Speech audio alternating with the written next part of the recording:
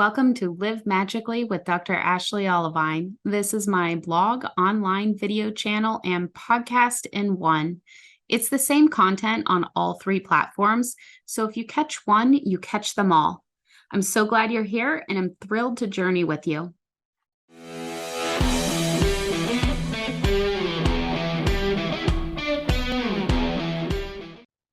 Welcome back to the 10-part series on the 7 areas of living magically. Today, we are going to talk about the third core area, sleep magic. Just like brain magic and relaxation magic, sleep magic is part of the foundation. It needs to come before the other areas of living magically. This one is the last of the foundational elements. Today, we're going to talk about why sleep is so important and what you can do to optimize. First, let's talk about why sleep magic is a foundation for everything else. It is something that often gets shoved aside in modern society. We have this achievement culture. The idea is that we have to do more all the time in order to get ahead. All too often, that comes at the sacrifice of sleep, along with so many other things. If we can just stay up a little later, we can get more done and accomplished. The problem is that it doesn't work long term. That thought process and way of living leads to burnout. Yes, we do need to do stuff, but not at the sacrifice of everything else. Let's consider an example. When I was working on my PhD, I needed to write a lot of papers, do tons of research, and create an entire dissertation. That's a lot that was required to reach the goal of the PhD. It would not have happened if I hadn't done the things. I'm glad I did the things. Also, sleep was required every step of the way.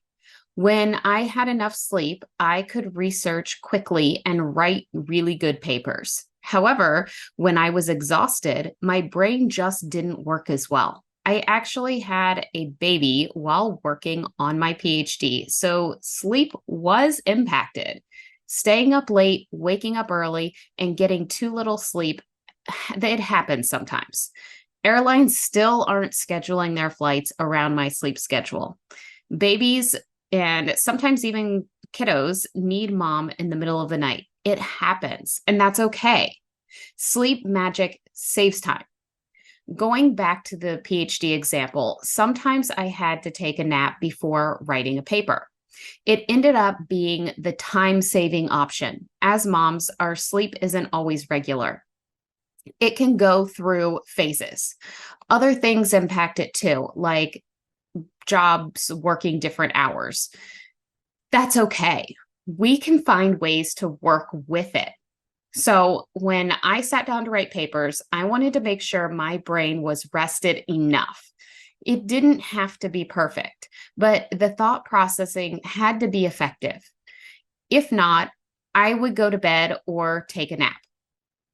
The work would wait until later or even the next day.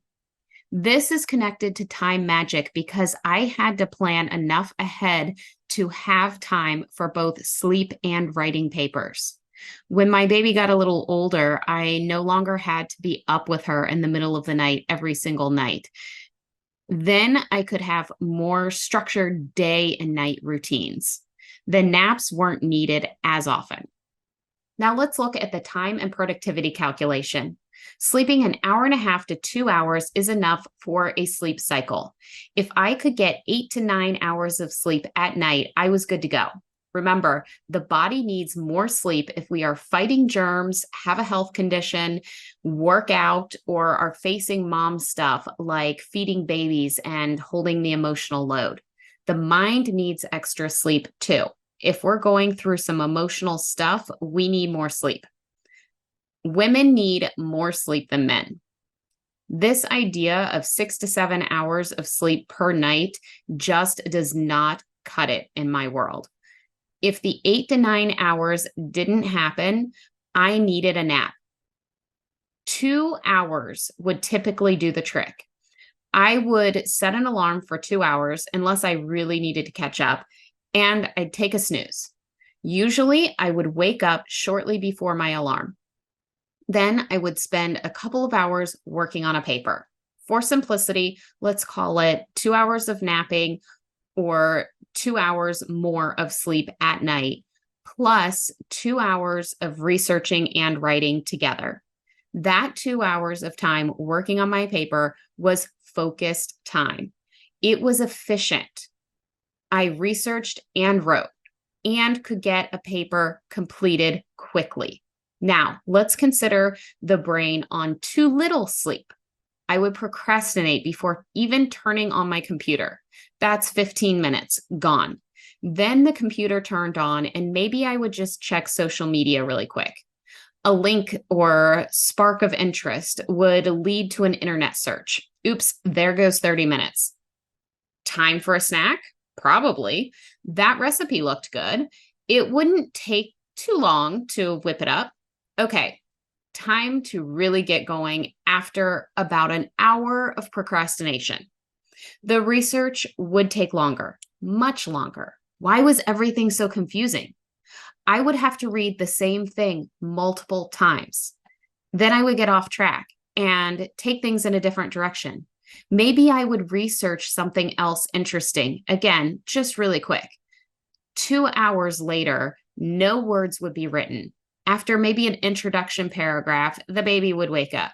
I would end up taking all day, maybe 8 hours for one paper. In the scenario with 2 hours more of sleep, it would only take about 2 hours to write that same paper. Sleep magic is the big winner. We're talking 4 hours of sleep and to write a paper versus 8 hours. That's double the time, and there's still the sleep deprivation. This applies to goals in general in all areas of life. Friends, trust me, I have studied this and experimented.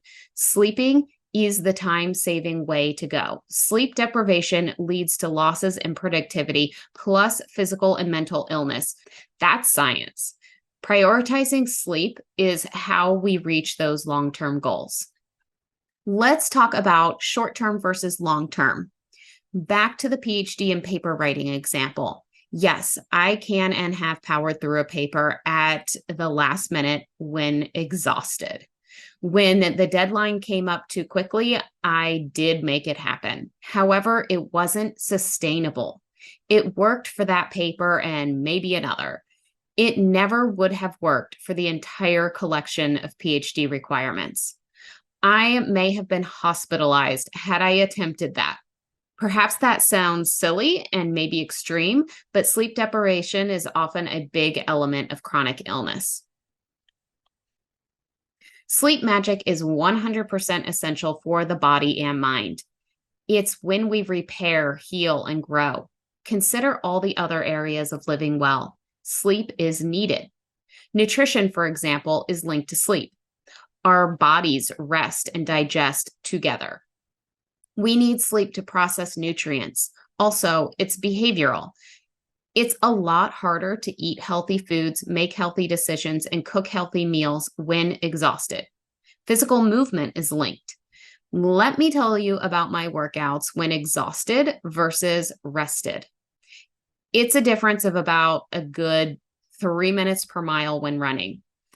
That impacts time too. It takes longer to get ready, put on workout clothes, and get out the door when tired. When I lift tired, I need more time to rest between sets. The muscles need sleep to build. Sleep is completely required for increased fitness abilities.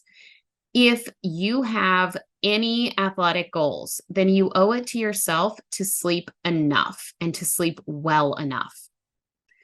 Relationships. Oh, this is a fun one. How do we show up in relationships when we are rested and feeling great versus when we are tired?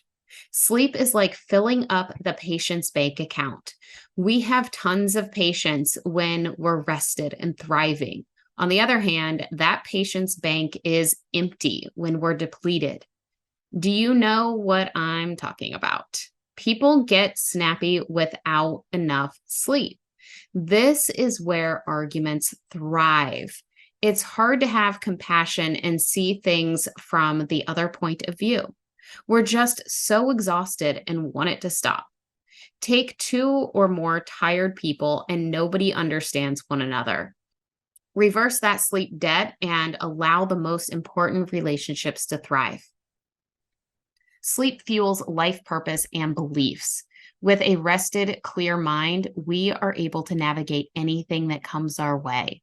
We can determine where we need to focus our time and energy. Then we can make it happen. Lack of sleep leaves us stagnant in areas such as career and life in general. There's no forward momentum. Sure, we can take small steps forward when we power through, but that real long term progress remains out of reach. Let's talk about another foundational element of wellness, brain health. What kind of thoughts do you have when you're tired and depleted versus rested and feeling great? A sure sign I need to go to bed is when I hit that point when my thoughts turn. Actually, that's a sign that I have crossed the line. It means I should have already gone to bed and should have been getting more sleep previous nights too. You know what I'm talking about, right? Thoughts like, this isn't going to work and I'm not good enough come out to play. It's not true. It's just that sleep deprivation talking. No, sleep doesn't solve all those challenges, but it sure is a big part of it. The brain, mind, and thoughts can't thrive without enough sleep. There's a big connection between sleep and relaxation and between stress and lack of sleep. It's a cycle. Stress makes it hard to sleep. Lack of sleep increases stress levels. It can spiral out of control. The goal is to stop it before it spirals out of control. If that line has already been crossed, the goal is to reverse the cycle. Prioritize relaxation and sleep. Get deeply relaxed and sleep will come. Sleep deprivation stands in the way of achieving big goals. It's a huge element of physical and mental health, well-being, and quality of life. Some people are more sensitive to lack of sleep. Others just don't realize how tired they really are or how much it's impacting them. So, what do you do when you realize you need to sleep more or better? Because quality matters too. If you're to that point, you have already taken the first step. From awareness comes the recognition of the need to prioritize. You know you need to work on sleep. Great. Let's do it. Try to figure out a schedule that works for you. Do the math. Is it enough? If not, keep asking yourself how you can shift until it does add up to enough sleep. Once you have the schedule figured out, you can iron out all the other things. This may include falling asleep faster, staying asleep, and getting really high quality sleep. Do what you need to do to follow through with getting enough quality sleep. My free relaxation exercise helps a lot. You can find it at olivinewellness.com. It's like a drugless sleeping pill that actually improves the quality of sleep. Seriously, when I sent it to a colleague to quality check it, she couldn't stay awake until the end. Try it and we'll go from there. I'm here to support you with all the sleep magic stuff.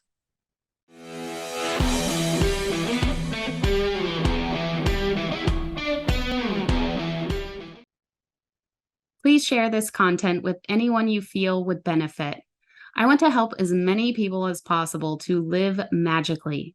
Comments on blog posts and videos and reviews on podcast episodes help to get the message out to those who need it. So if you leave a comment or review, I have a special gift for you. Email a screenshot of your comment or review to ashley@olivinewellness.com and I will email you back with a PDF guide to help you live magically.